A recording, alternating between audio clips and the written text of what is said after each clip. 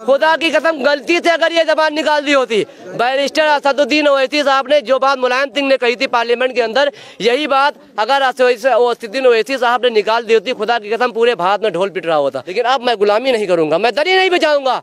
अब मैं जिंदाबाद और मुर्दाबाद के नारे मुलायम सिंह यादव के, अखिलेश यादव के, बेनी प्रसाद वर्मा के, मायावती के और कांग्रेस के नहीं लगाऊंगा। कुछ भी हो जाए, जंगल को चला जाऊंगा, आधी रोटी खा लूंगा, भूखा रह लूंगा, खुदा की कसम इनको वोट नहीं दूंगा। और गधे दो प्रकार के होते, एक पढ़ा लिखा गधा, एक जाहिल गधा।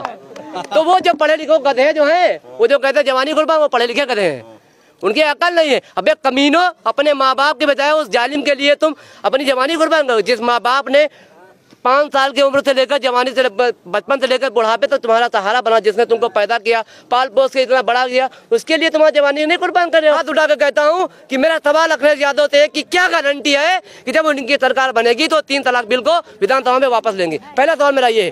दूसरा सवाल मेरा ये है कि मुसलमान जो उनके पीछे लगा हुआ है, क्या इस बात की गारंटी है कि जब उनकी सरकार बनेगी तो मुसलमानों की मॉब लिंचिंग नहीं होती? दूसरा सवाल मेरा ये है। तीसरा सवाल मेरा ये है कि क्या गारंटी है कि जब उनकी सरकार बनेगी तो हमारी मस्जिदों की, हमारी मदरसे को सही से नहीं किया जाएगा? चौथा सवाल मेरा ये है कि क्या गारंटी है कि जब उनकी सरकार बनेगी तो हमारे घरों को, हमारी दुकानों को, हमारे मकानों को तबाह बर्बाद नहीं किया जाएगा, हमारी माँ बहनों की इज्जत और आबरू को नहीं लूटा जाएगा? इसकी क्या गारंटी है? इन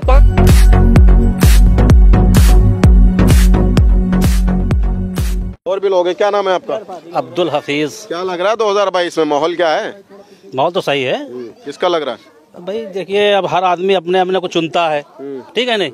जैसा माहौल होगा वैसा देखा जाएगा, लेकिन फिर भी हर कौम, हर बिरादर, हर कास्ट अपने अपने आदमी को चुनता है और उसी की चलती है और उसी के लोग साथ होते हैं, ठीक है? अब रह गई बात यह कि अब ओवैसी भाई भी आए हैं और आवाज उठा रहे हैं। अपने को चुनता है मतलब क्या है? किसकी तरफ झुकाव है? हर आदमी अपने अपने हिसाब से निकलता है। किसकी तरफ है झुकाव? फिलहाल तो अभी मान लो मुस्लिम के हिसाब से या मान लो अच्छे काम के हिसाब से, तो थोड़ा देखा जाए तो ओवैसी को भी चाहिए भाई। सबको देख चुके हैं अब तक भाई, ओवैसी को भी चाहिए, ऐसी बात नहीं है।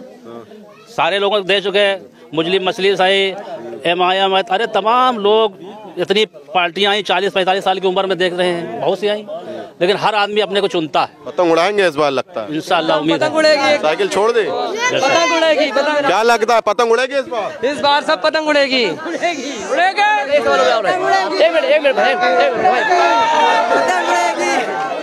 एक सवाल मेरा और है।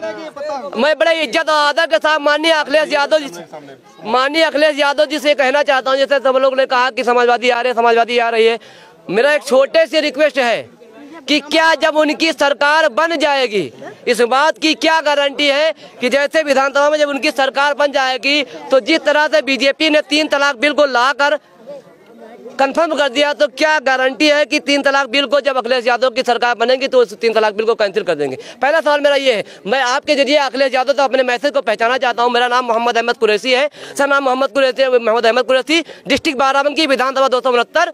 मैं हाथ उठाकर कहता हूँ कि मेरा सवाल अखिलेश यादव से कि क्या गारंटी है कि जब उनकी सरकार बनेगी तो 3 तलाक बिल को विधानसभा में वापस लेंगे? पहला सवाल मेरा ये है। दूसरा सवाल मेरा ये है कि मुसलमान जो उनके पीछे लगा हुआ है, क्या इस बात की गारंटी है कि जब उनकी सरकार बनेगी तो मुसलमानों की मॉब लिंचिंग नहीं होती? दूसरा सवाल मेरा ये है। तीसरा सवाल मेरा ये है कि क्या गारंटी है कि जब उनकी सरकार बनेगी तो हमारी मस्जिदों की, हमारी मदरसे को सही से नहीं किया जाएगा? चौथा सवाल मेरा ये है कि क्या गारंटी है कि जब उनकी सरकार बनेगी तो हमारे घरों को, हमारी दुकानों को, हमारे मकानों को तबाह बर्बाद नहीं किया जाएगा, हमारी माँ बहनों की इज्जत और आबरू को नहीं लूटा जाएगा? इसकी क्या गारंटी है? इन मलाई का और मलाई का भगौना, वो पूरा मलाई का भगौना जो मुसलमानों ने दे दिया, 4 बार मुख्यमंत्री बनाया, बाप को 3 बार बनाया, बेटे को 1 बार बनाया, वो कहाँ जाएगा? वो मलाई का जो पूरा भगौना जो हमने तो उठाकर तुम्हारे आगे रख दिया कि कारसेवक के ऊपर चलवाती थी गोली, और क्या लोगे? इसके ऊपर जवाब दो। मलाई का भगोने की बात नहीं करो, इसका जवाब दो। हमको क्या मिला? मस्जिद हमारी शहीद हो गई, उसके बाद में क्या हुआ? हमको क्या मिला? किसकी सरकार में शहीद हुई? हमको क्या मिला? पॉलिटिकल वो चुनावी मुद्दा नहीं है, उस पर नहीं जाते। वो उस पर चुनावी मुद्दा नहीं है, वो उस पर नहीं जाते। बीजेपी के खिलाफ है, हम भी बीजेपी के खिलाफ है। इनकी विचारधारा अलग, हमारी विचारधारा अलग। हम समाजवादी को लेके आएंगे तो आएंगे, और अब की साइकिल चलेगी। और मौजूदा विधायक भी गौरव रावत यहाँ से। क्या चलेगा भैया, क्या चलेगा? जैतपुर विधानसभा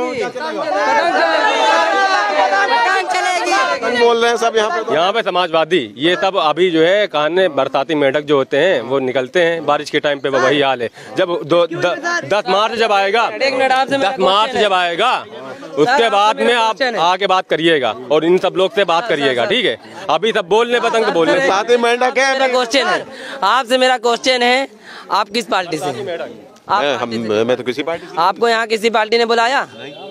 ठीक है, मैं यही उस दिन अभी पिछले 1 हफ्ता हो रहा है, समाजवादी पार्टी के कुछ 8-10 लोग समाजवादी पार्टी के आके मीडिया को बुलाए और उसके बाद मैं बोलना चाहा, मुझे नहीं बोलने दिया। हम यहाँ पे आप आए, हर कोई इंसान बोल रहा है अपनी अपनी पार्टी का बोल रहा है, लेकिन तो हम खुद आए, हमें लोगों से बात करिए। आप मिले, हमने आपसे कहा कि हम लोग मीडिया से, आपने कहा यहाँ पे आ जाइए, क्योंकि नहीं बोलने दिया। यहाँ पे हर एक सब हम लोग बोलना चाहे, समाजवादी वाले ने नहीं बोलने दिया था, निकाल देता, हम लोग को हटा दिया था। नहीं तो फिर वो लोग क्यों निकाल दिया लोग को जब बोलना चाहे? ठीक है, वो अलग बात है, वो अलग बात है। 2-4 हजार रुपए दे के उनको मीडिया को बुलाया गया और उसके बाद 8-10 लोग इकट्ठा होके वहाँ पे समाजवादी का समर्थन कर रहे हैं, समाजवादी के ऊपर बोल रहे थे। लेकिन आपके सामने यहाँ पे सर एक उसके जवाब बोलते सर, अभी इन्होंने भाई ने मेरे कहा बड़े प्यार से कि मुलायम सिंह ने कारवस्तियों के ऊपर गोली चलवा दी। और भाई एक बात शायद भूल गए, लोकसभा के अंदर जो 2019 का चुनाव होने वाला था, उससे पहले आदरणीय, मैं बड़े आदर के साथ उनका नाम लेना चाहता हूँ क्योंकि वो बुजुर्ग है, मैं उनको अपशब्द नहीं कहूँगा। आदरणीय माननीय मुलायम सिंह यादव जी ने बड़े फक्र से खड़े होकर कहा था कि मैं दोबारा मोदी जी को प्रधानमंत्री बनना चाहता हूं, जबकि उनका वो खुद प्रधानमंत्री बनने का ख्वाब देख रहे हैं। उनकी खुद की बेटी, उनकी खुद की पार्टी है, समाजवादी पार्टी है, उनका खुद का बेटा पार्टी को चला रहा है और वो हाथ उठाकर आशीर्वाद देते हैं प्रधानमंत्री आदरणीय नरेंद्र मोदी जी को कि मेरा आशीर्वाद है कि मोदी जी एक बार प्रधानमंत्री और बन जाए। ये क्या है? तब मेरे लगता है कि अच्छा काम किया है, उनकी नजर में अच्छा काम किया, तभी तो उन्होंने। इससे बेहतर यही है, जब यही है तो इससे बेहतर पार्टी को खत्म कर दो, बापू समाज बीजेपी में आ जाओ ना भाई। मुसलमानों को धोखा क्यों दे रहे हो? इससे बेहतर है पार्टी में बीजेपी में शामिल हो जाओ, पार्टी को खत्म कर दो। ये नौटंकी क्यों लगाए हो कि हमसे कहते हैं सेकुलर, हमसे कहते हैं सेकुलर है और फिर पीछे हमारे चूड़ा बोकते हो? इसका क्या मतलब है भाई? ऊपर से राम राम, अंदर से कतई का काम। जवाब दीजिए इनका। कह रहे हैं कि प्रधानमंत्री की राष्ट्रीय पार्टी है कि वो क्षेत्रीय पार्टी? बताइए, बीजेपी राष्ट्रीय पार्टी की क्षेत्रीय बताइए। बीजेपी राष्ट्रीय पार्टी है ना, पूरे इंडिया में, ना ओवैसी की पूरे इंडिया में, ना सपा की पूरे इंडिया में। वो अपने उत्तर प्रदेश को प्रधानमंत्री पूरे इंडिया का होता है, उनको वो भी इंडिया के नागरिक हैं, ठीक है ना। तो उनको उनकी कार्यशैली अच्छी लगी मोदी जी की, इसीलिए उनको कर दिया। और हमारी निगाह में भी मोदी जी अच्छे हैं, प्रधानमंत्री अगली बार फिर मोदी जी बनेंगे, हम भी बोल रहे हैं।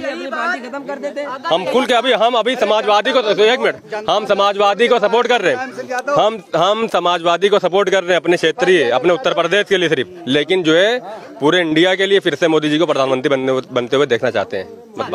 अब बताइए, ये जैसे कह रहे हैं भाई कि मोदी जी को देखना चाहते हैं, बात हमने की, अब इनसे जवाब ले लो। कोई भी शख्स होता है जिसकी खुद की पार्टी होती है, अगर यही बात अगर हमारे आदरणीय बैरिस्टर असदुद्दीन ओवैसी साहब ने कहीं खुदा की कसम गलती से अगर ये जबान निकाल दी होती, बैरिस्टर असदुद्दीन ओवैसी साहब ने जो बात मुलायम सिंह ने कही थी पार्लियामेंट के अंदर, यही बात अगर असदुद्दीन ओवैसी साहब ने निकाल दी होती, खुदा की कसम पूरे भारत में ढोल पिट रहा होता। ये मीडिया वाले सुबह से लेकर शाम तक, शाम से लेकर सुबह तक उस बात को लेकर आए, इतना ढोल बीतते कि उसके अलावा कोई न्यूज़ को नहीं चलाते। खुदा की कसम अगर यही बात ओवैसी साहब ने कही होती, लेकिन क्या कहते नहीं है कि अपना बेटा बेटा है, वो क्या कहते हैं कि तुम्हारा कुत्ता टॉमी, हमारा कुत्ता कुत्ता।